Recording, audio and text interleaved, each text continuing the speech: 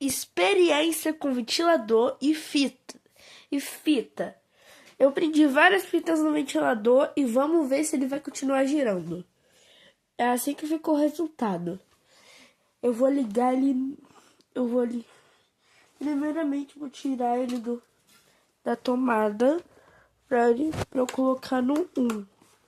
E quando ligar, a gente vai ver se vai ficar.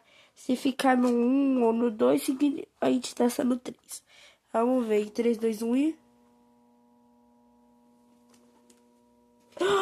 Funcionou! No 1, ele não parou aqui. Tá no 1 e na tomada aqui. E a luz tá acesa, então não tem... Então a gente não desligou a luz da casa pra fazer isso. E dá pra ouvir, ó. Dá pra ouvir o negócio tentando girar. Tá bom. Tá bom, vamos experiência 2. Ou seja, nível de velocidade 2.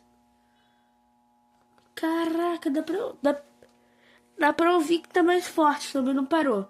Agora pro resultado final, deixa o like, se inscreve no canal e deixa o like. O número 3, e o número 3 deu...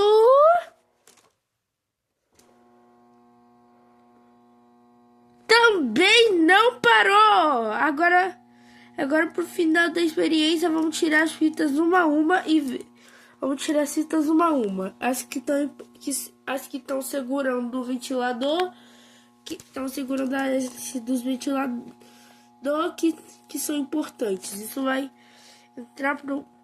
O vídeo é muito pequeno para essa parte.